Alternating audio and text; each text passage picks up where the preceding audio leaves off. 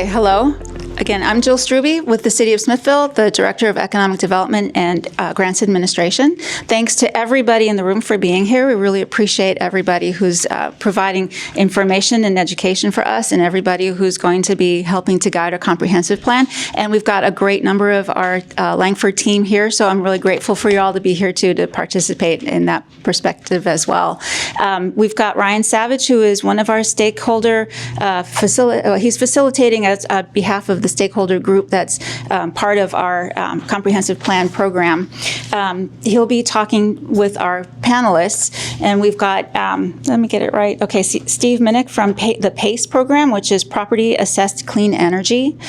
We've got Ramon Zarate with the Capital Area Council of Governments on air quality.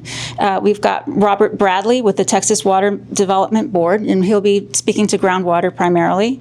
And Kevin Anderson, who's a PhD, who's coordinator for the Austin Water Center for Environmental Research and has our Colorado River Partnership and been doing that for 20-something years. And so we're so grateful for him, for all of y'all to be here. And I'm going to just hand it over to Ryan to kick everything off. Thank you all very much. Okay. So, good afternoon, everybody. I'm actually a new resident of Smithville, although I've been involved with Smithville for the last 10 years. So, welcome to the group. So we have a very fine panel here of various backgrounds. So I think we should just jump right into the questions. So, Ramon, we'll start with you. Sure. Talk about air quality. What are your issues that you're seeing right now in the current environment? The biggest issue right now currently is what we call non-attainment. And so right now the Austin MSA region, which includes Bastrop, Caldwell, Hayes, Travis, Williamson counties, basically the National Ambient Air Quality Standard, which is set by the EPA, that recently was strengthened in the last presidential administration to where particulate matter, which is fine dust, the levels in our region are out of compliance with that standard. And here within the past 2 years, ozone, or also known as smog, that's also out of compliance with the EPA standard. And so we're at risk of what's called non-attainment, which means that we would be like officially legally designated out of compliance with those pollutants. And so if that were the case, we did a study back in 2016, or CAPCOG did, a little before my time, but it would cost anywhere from 24 to 39 billion, like just in terms of all of the resources we would have to put into getting the air quality level back down. It would really limit the industry that would be coming into the region, limiting folks who could be kind of bringing in that income. So that's the major issues that we're dealing with air quality right now. Under this current presidential administration, there's not that same scrutiny for that standard. And they even talked about loosening that standard that they had strengthened for that fine dust. So we're kind of sitting in a funny position, but it kind of gives us in the region the opportunity to really tackle air quality and stay under that level. So even though, the EPA may go one way this first 4 years, and then the next 4 years it might go a different direction, we can kind of proactively plan and stay under that standard so we don't really have to worry about that risk. So, What do you think are the 3 biggest contributors to the quality, the lack of quality?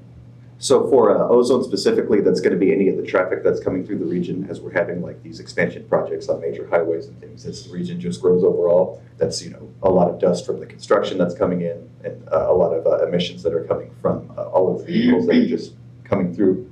And so that's the biggest contributor to ozone. For fine dust, I believe that comes from area sources overall, which is going to be just a lot of like farming activity, again, that kind of construction activity, stirring everything up and stuff. And so those are the 2 major ones. I guess third going in is, I don't know if it's like the major contributing source, but I know energy usage is going to increase along with these like data centers coming in. And, just overall, again, with regional growth, just like more demands on the energy. That's, fuels burning that are also increasing the ozone levels. Okay. So Kevin, when we talk about water, Water above ground or water below ground? well, you're typically involved in the Colorado River. What do we see about activity around the Colorado? Yeah, and to follow on with what was just said, the challenge for this region is change, right? especially for Smithville, what used to be a rural community isn't really rural anymore. I know y'all feel like you're in the country, but if you look at your change in population, right, and the kind of demographic that's moved in, and then most significant, the proximity of both Austin and Houston to Smithville, uniquely, right? Columbus has this and further downstream. And so with air, there's impacts from those big metropolises that are hitting you, but also the question of water is tied back to them. So you're downstream of Austin. One estimate of population, say 1 million people, right, that need water. You're downstream of Bastrop, right, which is a growing city. So in terms of water quantity, you're being impacted from here forward in a different kind of context. The other big parameter around water, both groundwater and surface water, is we've already experienced climate change. So we're in a new climate regime that we're all trying to figure out and live through. With Austin Water, it's a big focus of our work around resilience because it's both the extreme of drought and then the extreme of flood. And that's already impacted Austin over the last 20 years. We're in the historic drought of Texas now. The 50s are surpassed, lucky us. This drought began around 2008. It's really continued. There's been little breaks. The lakes have filled up again, but the soil didn't fill up. And then, I'm sure you'll get to talk about, but right, the Edwards Aquifer is one of its lowest points in history. So water, in terms of quantities, an obvious thing. The other thing I would say about water, because we work on the Colorado, is Smithville is so linked to the river.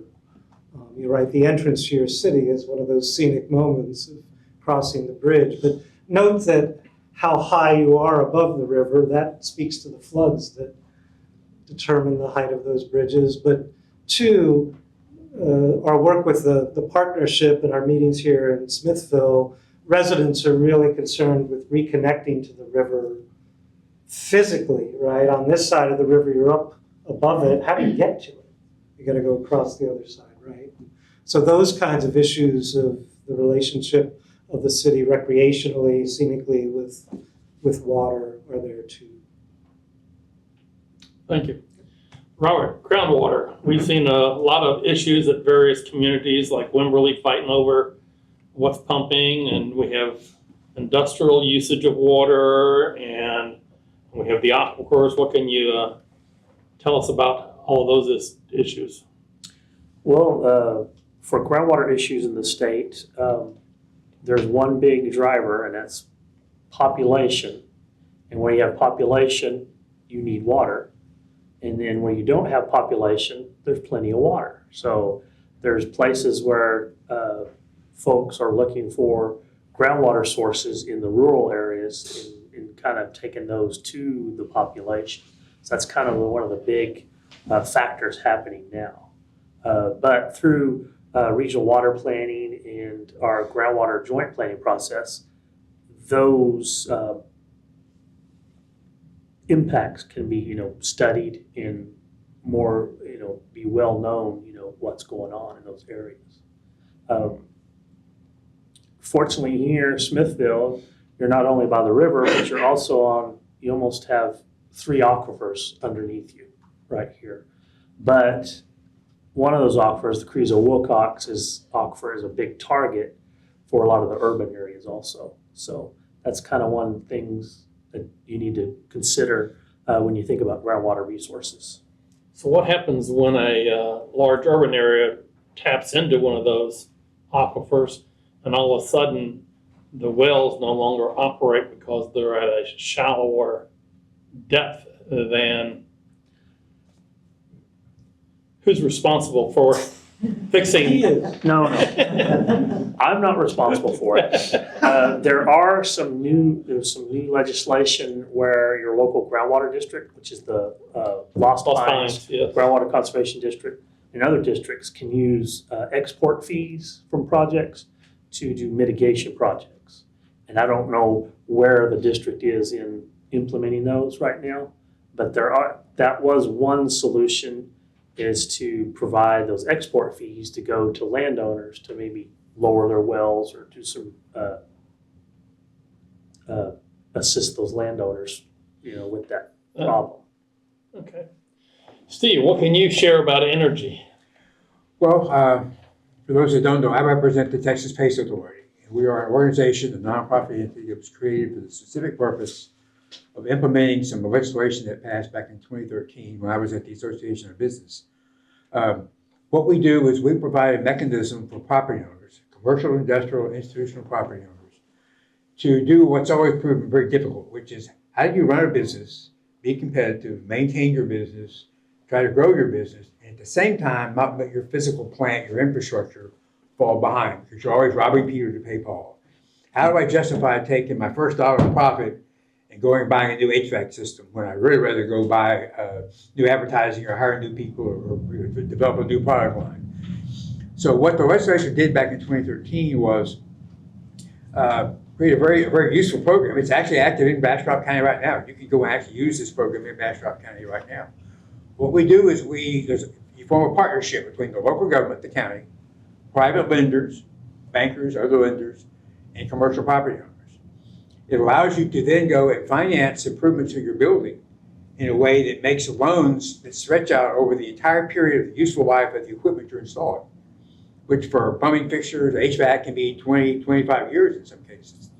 So your payments go way down. Your savings actually pays for the project. A qualified PACE project actually pays for itself. So you actually generate enough utility savings for both water and electric to reimburse yourself for the cost of the project you're doing. Now you've got a more resilient building, you're conserving resources, and you paid for the project with the savings involved. The county gets involved with that by offering a much more secure loan to lenders. The county agrees to actually enforce the payment of the loan. In other words, if you go into default, the county will enforce that loan just as if it were a property tax. Now, it has nothing to do with property taxes, but the county will actually enforce the loan. The lenders, that's a much more secure loan. Those are loans they like because they know they're going to get paid back. Not only because they know where the money's coming from, which is from the savings, but they also know the county is going to be enforcing that loan. We've been doing this since 2015. By the time our organization stepped up and decided to do this on a nonprofit basis, so all local governments could participate. We've got 109 jurisdictions, cities and counties doing this right now. We just passed about the $550 million mark for projects. And we've saved a lot of water and we've saved a lot of energy in Texas. You put it in context, when we talk about the state water plan, what we need, they talk in millions of acre feet. Well, we haven't saved anywhere near millions of acre feet, but we've saved millions of gallons of water and we barely scratched the surface. The potential for this program to save energy and water in Texas can be measured in the tens of billions of dollars of retail value of utility costs. And so, $550 million sounds like a lot. It's nowhere near what we have the potential to do over the years, but our challenges are, one, awareness. How many people were aware of the PACE program before I walked into this room? We've done one project in Bastrop County. That was the Elgin General Store. Have you ever been to the Elgin General Store? That building was renovated, remodeled, and made much more efficient through a private equity loan. And that project paid for itself. So the Elgin General Store is participating and got their building renovated. And it's actually making money. They're actually making more money through utility savings than the project cost. And that's something we need to be replicating this all over the state of Texas, quite frankly. And so we're not going to solve the state's water needs entirely, but the critical nature of resource supply in Texas right now, given all the challenges we have, is we cannot afford to leave any tool on the table unused. And this is the tool. It's one we can use. It's one that pays for itself. And we just want to talk to people, make sure they're aware of it, and put it to use. Okay. I'd like to open up any questions from the public. Do I Yes, need sir. to use the microphone Yes. for questions? Okay, are they on? Testing, are you sure? We can hear you. I know you guys can, but They the wanna camera record it. can't. I'll be loud so the camera can hear me too. A question for Ramon. You were talking about a non-attainment region, and I'm used to Harris County being a non-attainment county, Travis County probably, Nueces, things like that. When you say a region, does that include Bastrop County? And I know that the numbers are going to change with each legislation that's passed, Mhm. but will our attainment numbers affect what industries that we might be able to invite to Bastrop County? What will use some of the air quality, take up our budget in air quality numbers, and or use, this might be for Kevin and Robert too, is do we have to be concerned about our water use when we're looking at industries coming in or possible businesses coming into Smithville? So previously, whenever we were in the last presidency, we were at risk of being designated, like it wasn't officially stated or anything like that. We just knew we were out of compliance and stuff. And so Travis County, just to clarify, it's not out of attainment. None of the Austin MSA region is out of attainment. But the way it kind of breaks down is that kind of similar regions to us, it's not always the entire region that's considered non-attainment. It can be specific areas and stuff. So right now, for the next couple of years, we're probably not going to be really at risk of being designated non-attainment. It's really, we're kind of again, just at a time where we can kind of just take proactive action. So I would say at least right now, there's probably not going to be that limitation from air quality for the Bastrop area for like industries coming in and stuff. So. I would just say, be aware of the regional water planning process. They're about to wrap that up and send those plans to us. And that, looks at the population and maybe what the needs are for industry or things coming in. And I'd second that too, right? There are mechanisms to be involved with that I'm sure the city's already involved with. And the regional planning is a really important mechanism for doing that and being at the table. The other implication of your question, right? Yeah, things are changing. So you can look around you at outside of the county at some of the impacts of those industries. Already there are industries moving in here that are having impacts. That's not going to stop, right? You have the space for it. And some of those have big impacts on energy use, right? And combined with water. So that's nothing hidden. You'll see those kinds of industries moving this direction because that seems to be the trend right now with data centers and this sort of thing. But more broadly, just so it's not only that focus, right? We all are responsible for that. The attractiveness of this region to just the general population. I'm always struck driving here into Bastrop County. I try to come in on 969. Nancy's smiling back there. And right, the scale of change of housing along that stretch of road. But you drive any of these, right? And you'll see that. So the general population change too means quantities of energy and water are needed. If I might, one of the more popular applications that we're getting these days are for data centers. Yeah. And they're wanting to co-locate solar, geothermal to reduce their cost of energy. They can then take credit toward that for financing their projects. But I won't use the word scary, but it's interesting to see how many different applications are out there. And I think it's on the more comforting side, I think there's a lot of competition going on about who can be first. I don't know that we're going to need all the data centers that people are talking about, but they're trying to co-locate with the Crescent lines where the major distribution systems are, where they can get power, where they can get water, and then see who gets to the table first and gets their project in. But it's very competitive. It's very interesting to see where they're all going. We're getting applications from in the Panhandle, West Texas, East Texas. So things are changing. Yeah. Thank you. I wanted to add in something too with the air quality thing, just as I was kind of sitting here thinking about it. One thing that we're kind of doing, so the regulatory monitors for the region are located in Travis County, but what we've tried to do as an entity is like expand like research monitors throughout the region. So we've got one at Elgin, we've got one at Bastrop here in the region. And so what we're trying to do basically, so the whole region isn't, like at risk of being designated, non-attainment. We try and, more granularly look at what the air quality looks like for the individual parts of the region. So the more we expand our monitoring network, which we want to continue doing, the more, the less risk other regions are. And whenever they come into potentially designate at some point, if they ever do, they could get more specific to like, if it's just a part of Travis County, if it's Williamson County, if it's wherever, just depending on where that might end up. Okay. I have a question that may not be answerable by y'all, but so when Tesla came in, I obviously know that Austin and Travis County were involved, but it impacts more than that. Is there any voting capabilities or input from the surrounding counties, the region? Because Tesla impacted this whole, you call it the MSA, the metropolitan area. That's just one example, but then also it brought in Boring and SpaceX and X and, so. I flew in from Spokane yesterday. It's the first time I'd actually flown in the AVIA in a while, because I usually go out of Killeen, but I was amazed when that plane turned. You're looking out the window, and of course, there's Tesla, and you can see Samsung off in the distance on the horizon.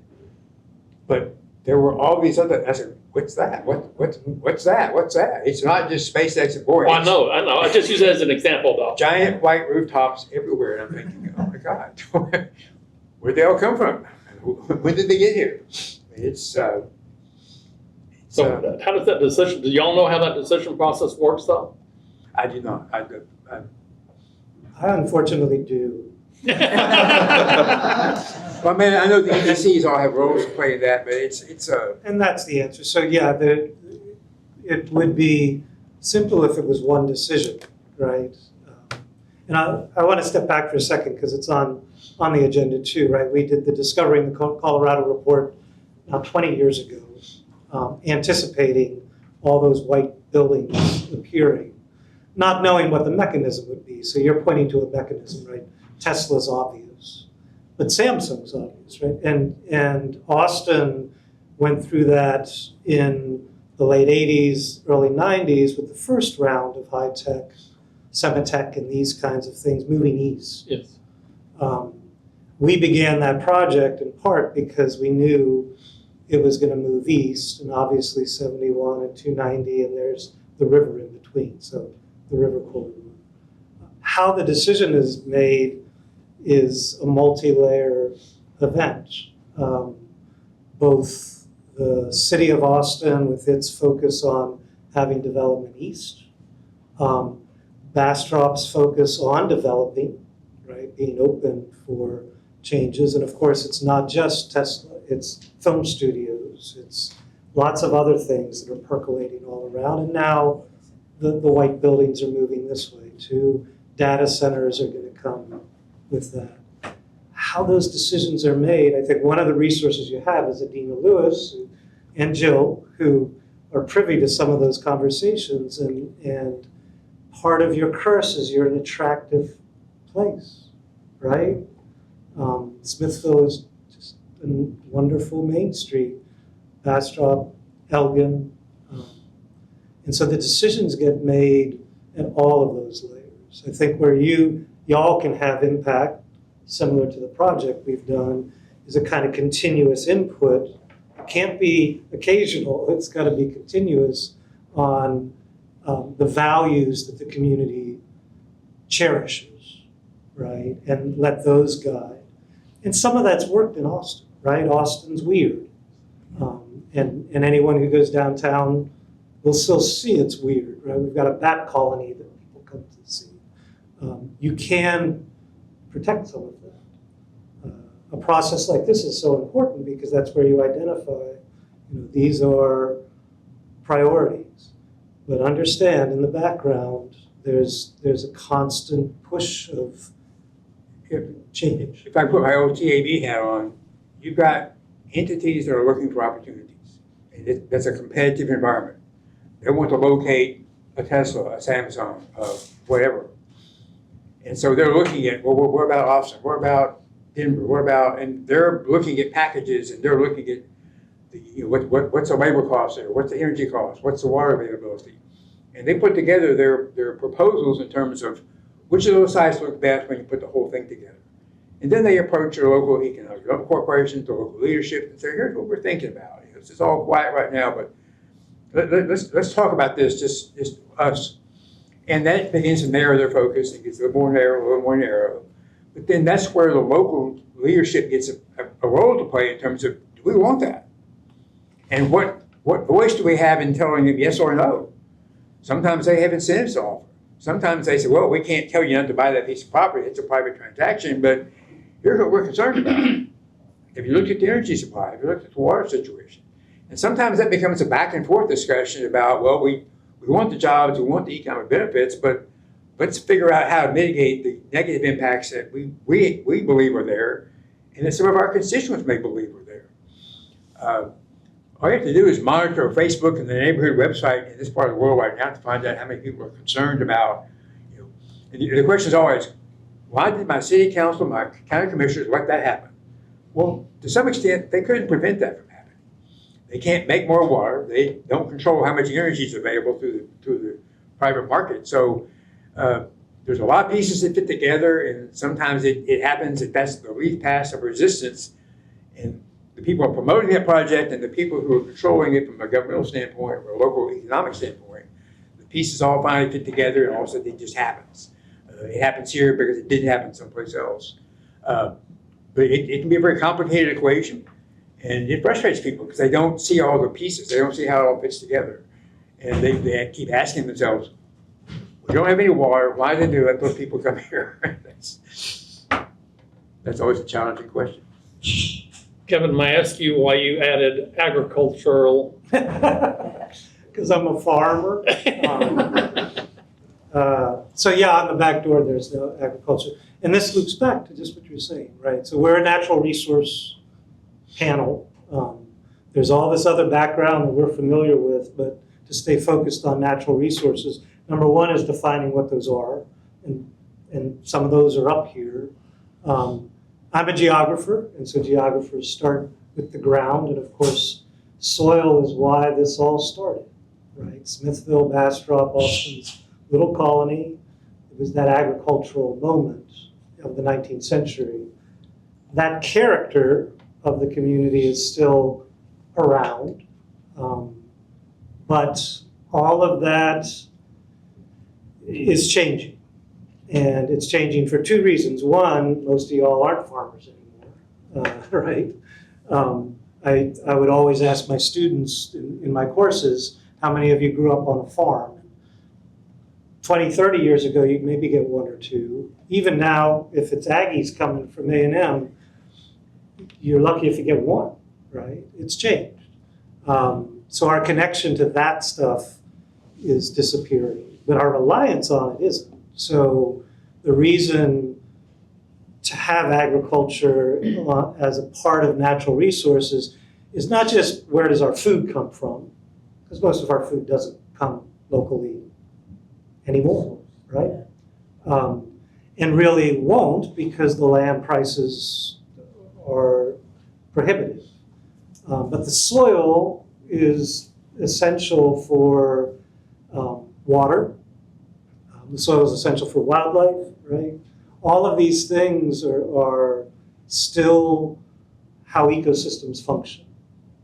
So I pushed Jill to put up agriculture for both of those reasons. One, I grew up raising cattle, so I love coming to Bastrop, and I grew up in the north where Black Angus are appropriate. Here they aren't appropriate, so I feel sorry for the little buggers wandering around these ranches, a black cow in Texas. It's tough. But it for me personally, the connection to Bastrop County when I see that. But your own story is a story of cattle, right? And ranch and farm. So I think it's important that it somehow fits into this. Thanks. I think it's time now to start public discussion. So y'all should be working together and discussing things. I would suggest that you try to focus on things that we can actually handle. You could come up with an idea that is way beyond Smithville's control. So talking about that and going into that will be, I don't want to say a waste of time, but it's not going to achieve anything in a comprehensive plan. So we should talk on things that are quantifiable and achievable for the community to deal with, if that makes sense. Try to focus, okay? So, Flow levels. You ready? of the ground. Do you wanna- no, you go ahead. Okay, are you ready? Water temperature Okay. consistently going up. Okay, all right. We're welcome back to our program. The age-old question of So what investment. what we're about to do now is we're going to have the tables share what they all had a conversation about. We've got the sticky notes up on the boards, and thank you all for your thoughtful process and making sure that we are going to be on track with some great information for the Langford team to be able to use. After the tables share their information, then we'll bring it back over to all y'all as a panel to just have a little bit of reaction to the things that they talked about, and then Tim Jenkins with Langford is going to close us out with some information about what's going on in the comprehensive plan process. And then before you all leave, take your dots. You've got dots. These are to set up priorities. And go ahead and take them, look around at all of the different papers with the sticky notes and put your dots where you think are priorities. And that'll close us out. So thank you all very much. Do you want to start? Sure. I Use your put all the microphone. notes up there. I don't remember what we wrote, but because I put them on the board up there. But one of the things that we wanted to stress in terms of comprehensive planning and priority planning is how can we build protections into the comprehensive planning, and how can we provide the education and or the incentive to both depoliticize the concerns for the natural environment so that we can make headway, but can we also provide education and or incentive for best practices or potential practices, and ask that the industries, incoming industries, homeowners, developments, things like that, can abide by those and educate them. And with the city thinking about the recycling center, there was a lot of, oh no, we don't want to do it this way. We don't want to have to pay for it, and it's a struggle. We don't want to change our ways. But now the recycling center is doing very well with the fee-based system, and everybody's gotten used to it, and we like it. So there may be a little bit of a learning curve, but can we possibly incorporate some of that through city ordinances or through other planning mechanisms? And then another question that we had was environmental impact studies. If there's a development coming in, a new business coming in, who is responsible for the environmental impact studies? Can the city require them for all levels, or is it some other legislation that determines who does the environmental impact studies? Just so that we're transparent about what's going to happen as a downstream effect of what happens in the city as we grow. Did I cover it all? You got it. Okay.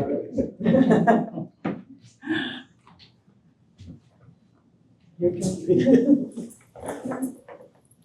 Really just comes up that anyway, we can remember. Yeah. Make sure the mic is off. What? Make sure your mic is on. I mean, no, it's good. It's good? Okay. It is on? Right. So one of the things we talked about was groundwater protection, or a way to protect the groundwater, was something that the Groundwater Conservation District is doing. Lost Pines, they've set aside $100,000 to support the location of rain harvesting systems, $1 per gallon for every tank you put up to 5,000 gallons for a system. And they're getting a lot of takers, but sooner or later their money's going to run out, and that's something that the city could do as well.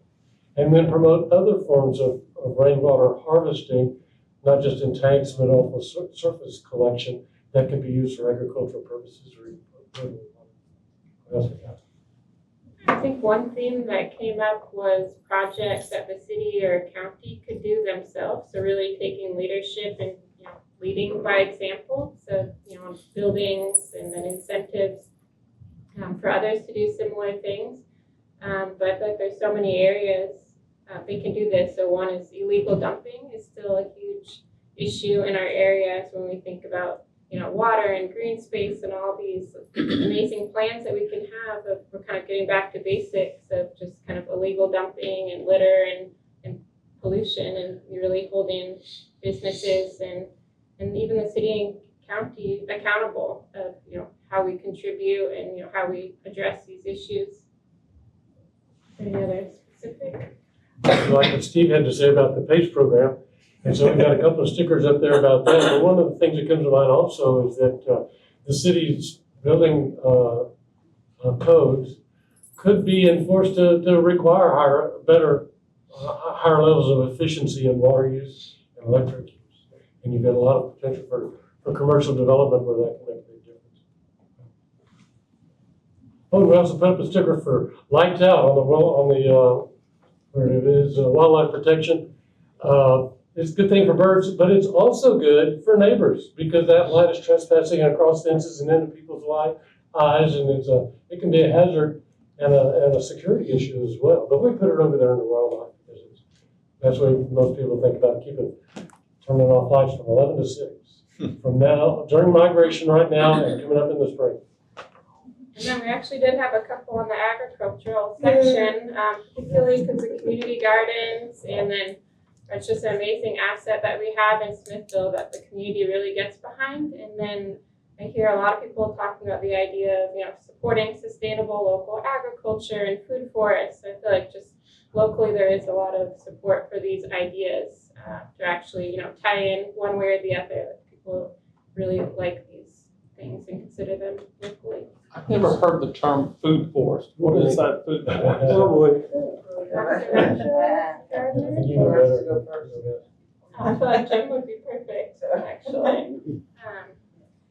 So I'm not an expert, but basically the idea is, you know, a version of sustainable agriculture where you plant trees and then the trees give shade to other plants and kind of this symbiotic relationship where you can grow a lot of fruit and vegetables and, you know, pollinator plants, so it's good for wildlife and people. So it's the idea of like creating food locally, but then also good for, you know, wildlife as well. There's a property tax evaluation for ag where you pay less, you know, if you're using your property for agriculture. But there's something similar, and it's about the same for wildlife appraisal. Now, maybe not within the city limits, but the city could promote some of the ag land that's around that may be excess land to be used instead for wildlife, and so somebody can still maintain that low tax burden and provide benefits to wildlife. That's it. That's all. So panel, did y'all hear any concepts that you could provide more background to or support to, or have any comments on any of the issues that they were brought up? Quite a few, actually. Before I forget, on the building code issue, for us, that's kind of a double-edged sword because we kind of got created after the passage of the PACE legislation because obviously the intent behind it, the operating principle is you take an old building, you fix it up, you put new HVAC, new lights, new windows, new insulation. You take the delta in the utility costs and you use that as debt service to pay a loan. But we had people coming to us and say, well, I want to build a new building. Well, why can't I build a new building? And our first answer was, well, the legislature, for whatever reason, said you can't use this to develop an undeveloped lot. They didn't say new building, they just said undeveloped lot. The term undeveloped lot is not defined in Texas law anywhere. So we didn't know what that meant. So we finally decided, you know, we try this, and if they disagree with us, no, you might slap your hand and amend the statute the next session. We decided that if you're willing to build a building that's at least 10% above code, we'll take the delta between what your utility bills would have been at code minus the delta, the difference between your above code. You can take credit for that. So you can actually use PACE to build a new building and get help with financing it if you're willing to build above code. So what works against us, though, is when we adopt new higher codes, that delta is not there. So we tried it. They haven't slapped our hand yet, told us to quit doing it, but we do that. It's probably more useful in places, you know, out in the rural areas, small towns, than it is in Dallas, Houston, or Austin, because they're usually under a lot of pressure to keep a higher code. You know, of course, the building community, the builders associations are always pushing back against those. So it's kind of a moving target, but there is an interesting aspect of that. You know, we want new codes, but it helps. It sometimes works against us when we're trying to be creative and give people ways to use space for things that aren't old buildings. So. I was going to say, in terms of like wanting to get involved when it comes to like air quality. So the Clean Air, CAPCOG, kind of our like governing body, is the Clean Air Coalition, which is made up of elected officials in the region. So that's like City of Bastrop, City of Austin, and then it's also Bastrop County, Caldwell County. We're not currently partnered with Smithville, so that's an opportunity that we could have where we create that direct relationship. And that gives the city of Smithville a seat at the table of like air quality, where they're helping make those decisions as to like where those studies are being done for like air quality, or just like where resources are being allocated to. That's one avenue, but there's also the advisory committee to that coalition, which that's made up of both representatives from those cities and counties, but also like nonprofit groups and stuff that are interested in, you know, environmental kind of things. Initially, when we set that up, we were kind of gearing it towards like bigger, like nonprofit kind of organizations and stuff, like bigger community groups and stuff. But we're in a transition kind of period right now where we're developing what's called a regional air quality plan. And that's basically like a 5-year plan as to what our priorities are going to be. We held a few workshops recently for our Clean Air Coalition members, seeing what their priorities and concerns were with air quality. And we're about to open that up to the public here within probably the next couple of months. We'll have like a public survey helping identify what those are. But in the meantime, a part of that transition is going to be, do we want to involve more like smaller kind of public groups and stuff? If you're maybe say just a 5-10 member group thing, and you only really have an impact on your direct like subdivision neighborhood, something like that, how do we incorporate that? And if we have people that are interested, the more we kind of hear about that, the more we're going to be incentivized to want to include that. And then the last thing I'll plug to is we have, I was letting somebody know, we have what's called the Be Air Smart program, which is just us providing free purple air sensors, which are small little community grade sensors that you can set up outside. They let you know what the air quality is like in terms of that fine dust I was talking about. Super easy to set up. We've got like a year lease thing that we can do, or if you have a direct immediate concern, we've got a 3-month kind of lease agreement that we can do if you want it set up at a private residency. We prefer that it's at a government entity. That way it's publicly, you know, accessible for us. But no matter where these sensors are set up, any of that data collected is publicly available. So it just kind of helps strengthen, you know, people understanding what the air quality looks like. And I can tell you for sure, the more metropolitan areas and stuff have a lot more sensors. The more rural areas, they don't have as many. And we're really trying to expand that network. So I'll be happy to get in touch with y'all if y'all are interested. If I could come back to Steve's comments. Took me a little while to be able to understand what the options are. It seems like the two options there are pretty compatible, where the higher code could focus on the new stuff so that your program can do the retrofits, which are problematic. That's by far the bigger piece of what we do. But it's really this is the issue of how do you marry economic development with environmental protection in a way that makes common sense. Yeah. And that's really the value of the PACE program. It's not about carrots and sticks. It's not about government mandates. It's private capital, but completely voluntary. It's very different than any other economic development tool or incentive you see, particularly at the federal government level. But it acknowledges the fact that if you can make it make economic sense, you remove most of the barriers to doing it. It also acknowledges, in fact, I think the point that was made over here, you know, trying to businesses want to come in and do something. How do you incentivize them doing it in the way you want them to do it? And when I was at TAB, this was a common theme of almost everything we talked about, which was you can have environmental regulation, you can have natural resource conservation, preservation, but somebody has to pay for it. Ultimately, someone has to pay the bill for what that costs. And some types of environmental protection and resource conservation are very expensive. So you can never lose sight of the fact that the person you're asking to comply is going to have to pay a bill to comply. And so the easier you make it for them to do that, the more likely they're going to do it. So when you're trying to attract businesses and bring people to the community to create jobs, create economic development interests, that kind of thing, never lose sight of the fact that you're asking them to spend money to do something. It's nothing free. And so that's where PACE, I think, becomes very valuable, because we're showing you how you can do it and have pay for itself at the same time. And so when you're looking at alternatives and what, the cost of making your life better here, what is that cost? Who are you asking to pay for it? And how do you spread those costs out? How do you allocate them? So it's just something to keep in your mind as you move forward.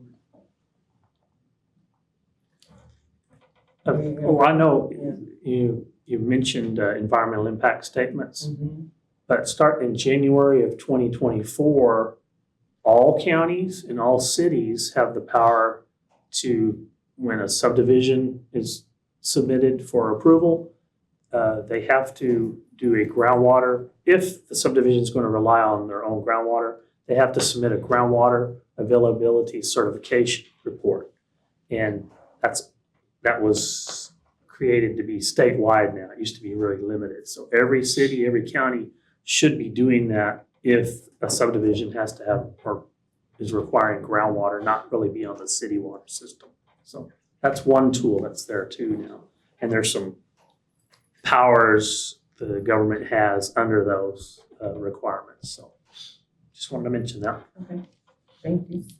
Another tool that we had discussed, and Ramon, you just brought it up, was if we could make sure that city leadership is represented on the different councils that are concerned with natural resource protections, and whether it's CapCog or whether it's the Colorado River and things like that, the groundwater, I think that would help. We've done it before with, we do have a representative on CapCog, and we often have a representative with the Texas Municipal League. But to expand that representation to include the natural resource protections committees and things like that, I think would be very helpful. I was gonna say too, if you had brought up, like the cities and counties, like making their own kind of commitments and stuff, that's part of being under the Clean Air Coalition is like both the cities and counties make voluntary commitments to, reduce different pollution sources and stuff. And so if you're ever interested in kind of seeing what those commitments are and just, getting in touch with your city leaders or your county leaders and making sure that they're, holding accountable to those, that you can look and see what they're committing to. We have those commitments on our website. It just said Air Central Texas. If you have any trouble kind of navigating it, you can reach out and I'll show you where that is. You can look back, I think, up until 2019 is when we set our most recent regional air quality plan. You can see what the cities and counties have committed to over that time.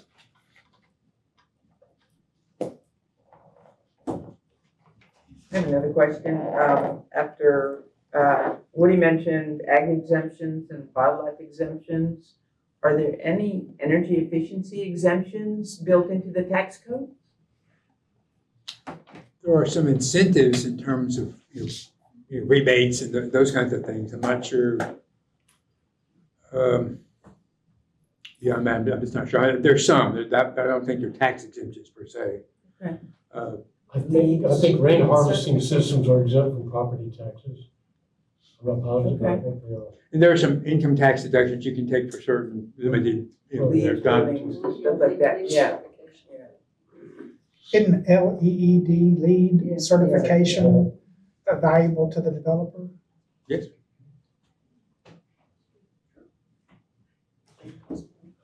Mhm. Can I ask another question? Oh, so it's 1:30 now. Oh, So if you all want to stay for another 5 minutes, we can ask a question and then we'll have Tim wrap up. Is that okay? Yeah. I'll ask my question later. Go ahead. All right, do you want to? Oh, okay. Hello, everybody. I'm Tim Jenkins, Chief Planner at Langford.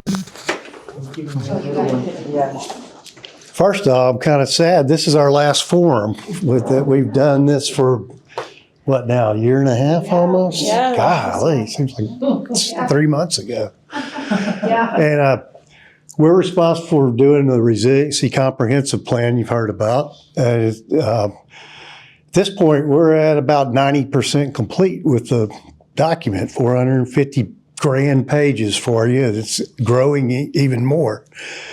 Right now, our focus, like the team to introduce themselves.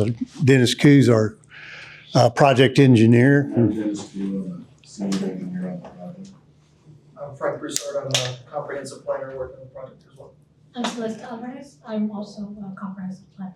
I'm Kate Thompson. I'm a comprehensive planner. And I'm Gabriel, and I work on the hazard mitigation side. Yeah, he's still comprehensive. We drag them out to join us when we can get a hold of them. These four all started about, 6 to 8 months ago. And before that, it was pretty much Dennis and me writing everything. So it's been wonderful. And the team is out here today working on what you got a copy of is what you have is basically the project scope and definitions and descriptions of what's called the special study portion of the comprehensive plan. And what the council decided is they wanted, I like Councilman Mitchell, right, David Mitchell? He called it, we need to find a way to bring together our energy centers, meaning downtown and the 71-95 intersection and the airport as two places to focus. And so what we've done is create these, what we're calling districts. And these are the only two mixed use districts in the new land use plan we've done. And there's a reason for that. The others are, we tried to keep it kind of simple, 8 categories of land use. All of this is on the portal, the planning portal we have. And it's still open, it's still available for comments on anything in the plan. But now if you can help us focus on how I described what we're trying to achieve. I think I've captured as much guidance and input as we could have gotten to at least get this project set up. But we need help. I call it the connective tissue between the two energy centers. And in this document, that's the corridor. And, trail system, sidewalks, future.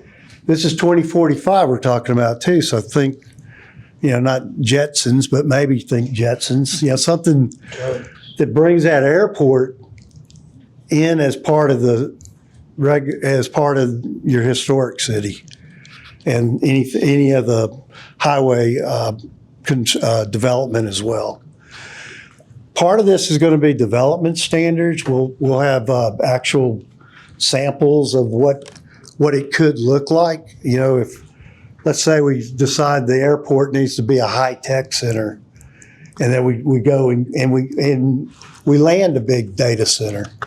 What do we want that to look like? Do we want it to look kind of ultra modern out there by the highway, or do we want it to look like, Route 66 in the old days? That we want that kind of input and those ideas, and everything's open. What I want now is some advice on if we've missed some important spots or places that we're not aware of that you locals would be aware of that we could bring out in this plan to help connect north and south, right? East and west, whatever. But how do we bridge the Colorado and make sure the community grows together? We're not, the rest of the plan deals with the whole city, but this is to, make these two precious areas, and that the next 20 years, a united, concerted effort to achieve y'all's vision for, really what will be the two biggest parts of Smithville. So, all right, thank you. Thank you. Okay. Thank you, Jill, for being our project manager and hosting these and going through everything you've done with us. And it's been great. She's been wonderful. Well, thank you. Thank you, Tim. I appreciate you. Thank you all very much. We really appreciate you all coming out. If you want to give them a big hand, Thanks to everybody here who came to participate today, and to the team in the back there. We really appreciate Langford coming in. And the grant that produced this is the GLOW. Tell me again. Yes, the General Land Office. General Land Office. Resilient Communities Program. Resilient Communities Program. And GLRCP. 200,000 to 300,000. If you guys are aware of a community if y'all are aware of a community that might be interested, let us know. they're cutting it off, applications in December. So we got to rally and get some communities to get a hold of this because, I mean, you know, resiliency is one of those terms like sustainability gets thrown around. We like to think that this plan, we've really put a real definition and really applied what resiliency and adaptability means for our community. So help us out if you got somebody. All right. All right. Thanks again. Really appreciate y'all. And Get the prioritization. before you leave, don't forget to put your dots up on the walls on the ideas. And thanks to everybody who watched this on YouTube. And with that, that's the end. Thank you all very much.